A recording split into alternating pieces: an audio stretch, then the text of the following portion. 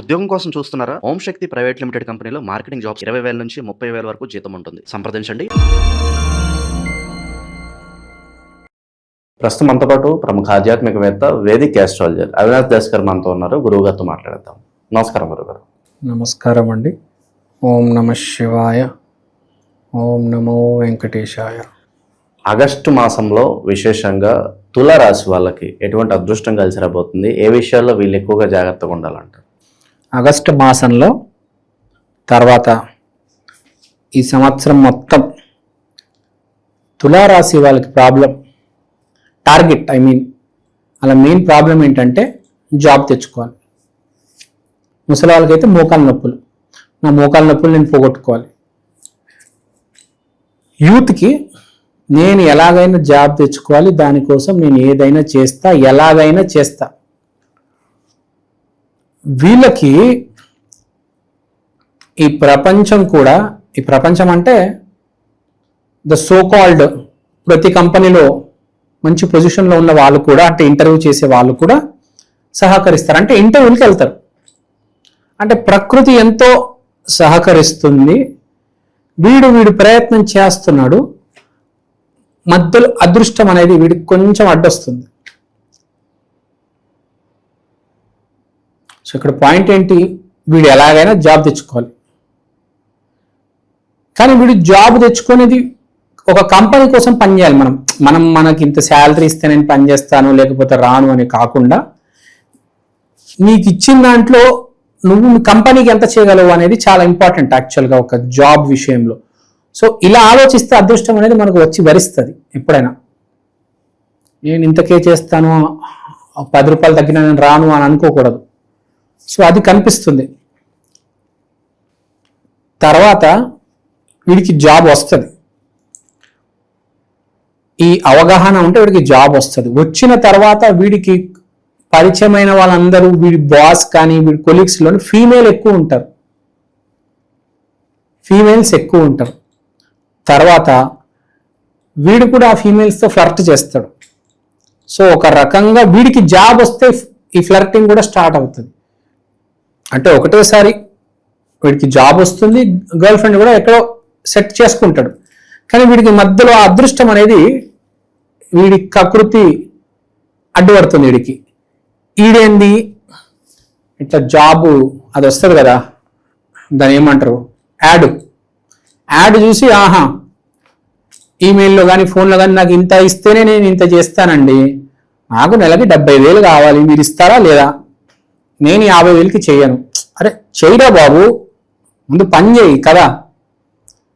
40,000 వస్తున్నాయి, ఇమ్మీడియట్గా 70,000 రావడం అంటే కష్టం కదా. 40 నుంచి ముందు 50,000, పోనీ 55 చెయ్యి. ముందు నాకు 75,000 ఇవ్వకపోతే నేను చెయ్యను అంటే ఎట్లా? అక్కడ వాళ్ళు కూడా బడ్జెట్ ఉంటుంది వాళ్ళకి, ఆ కంపెనీకి. ఆ కంపెనీ బడ్జెట్ ఎంత ఉంటే అంతే. వాడు 55 అంటే 55, వాడు 75 అంటే 75కి చెయ్యి, నాకు 1,00,000 కావాలి కాదు. వాడు ఎంత ఇస్తున్నాడు అంత, వాడు బడ్జెట్ అంతే కదా భయ్. వాడి కంపెనీ సైజ్ అంతా, వాడు అంతే శాలరీ ఇవ్వగలుగుతాడు, లేకపోతే వాడికి మిగలదు కదా రేపు. ముందు వాడు మిగిల్చుకుంటే వాడిస్తాడు. పెద్ద కంపెనీ అనుకోనండి,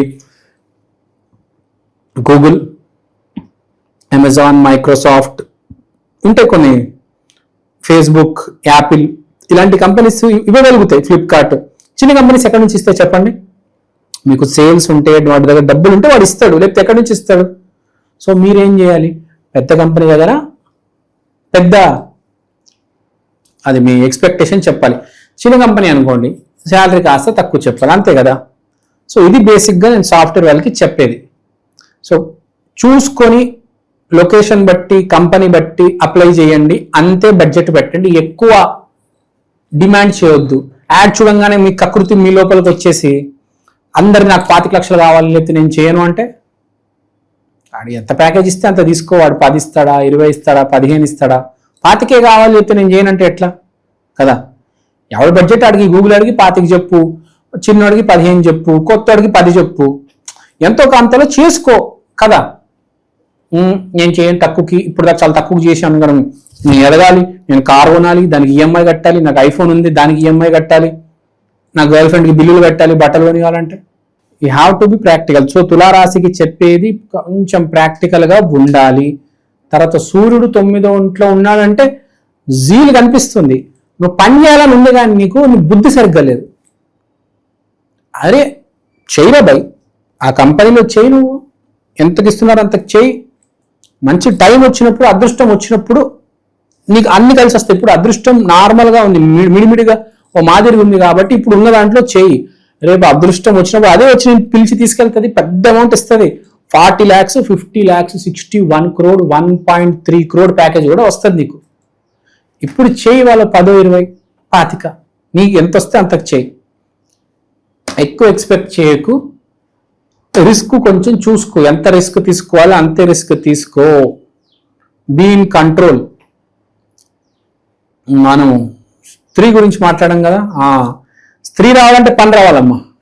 ఇంట్లో కూర్చొని జాబ్ సప్లై చేయి, సరిగ్గా చేస్తే అక్కడ స్త్రీ అక్కడ పరిచయం అవుతుంది. సో రెండు ఒకటేసారి జాక్ పాట్ తగులు వస్తుంది, అంతే కదా. ఆన్లైన్ పెళ్లి అవుతుంది, ఆఫీస్లో ఎవరు పరిచయం అవుతారు, పెళ్లి చేసుకుంటారు, లేకపోతే జాబ్ వచ్చిన తర్వాత మీ ఇంట్లో వాళ్ళు చూస్తారు. So this is the process and flow, work flow. So ఇదండి, అంతా బాగానే ఉంది. హెల్త్ పరంగా ఎలా ఉంటుంది? హెల్త్ పరంగా మోకాలు నొప్పులు ఉంటాయండి తులారాశులు, చెప్పాను కదా, మోకాలు నొప్పులు అయితే ఉంటాయి. తులారాశి స్వాతి నక్షత్రం అంటే కంపల్సరీ మోకాలు నొప్పులు ఉంటాయి. 40 years కి వచ్చేస్తాయి చాలా మందికి. శత్రువుల పరిస్థితి ఏంటంటారు? నరఘోష, నరదృష్టి, దీని ప్రభావం ఎలా ఉంటుంది? శని 6వ ఇంట్లో ఉంది కాబట్టి పెద్ద ఇబ్బంది పెట్టరండి శత్రువులు, పెద్దగా ఇబ్బంది ఏం లేదు. నరఘోష ఇవి అవి అంతా బాగానే ఉంది. ఒకటి బొక్కల సమస్య రావచ్చు, కాల్షియం బాడీలో కాల్షియం లేకపోవడం, తర్వాత విటమిన్ సి లేకపోవడం, సన్లైట్ విటమిన్ డి లేకపోవడము. సో మల్టీవిటమిన్ టాబ్లెట్స్ వేసుకుంటే మంచిది. ఫిట్నెస్ మెయింటైన్ చేయండి, డిలే చేయొద్దు. అది ఏ పని డిలే చేయొద్దు, ఎప్పుడైనా గుర్తుపెట్టుకోండి, చాలా ఇంపార్టెంట్. సో అంతా బాగానే ఉందండి. మీ బుద్ధి గనక భ్రష్టు పట్టకపోతే, సరైన దారిలో ఉంటే మీరు సక్సెస్ కొట్టబోతున్నారు. మీరు తేడా చేస్తే మీకు జాబ్ రావడం కష్టము, మీ మోకాల నొప్పులు తగ్గవు. బుద్ధి మార్చుకోండి, అంతే చెప్పేది. మిగతా అంతా బాగానే ఉంది. నేను ఒకటే చెప్తా, ముందు స్టార్ట్ చేయండి. స్టార్ట్ చేయడం చాలా ఇంపార్టెంట్, తర్వాత ఏదైనా కదా. అది ముందు స్టార్ట్ చేసేయండి, ఎంతకైనా పర్లేదు. స్టార్ట్ ద గేమ్, ఆట మొదలుపెట్టు సుమా.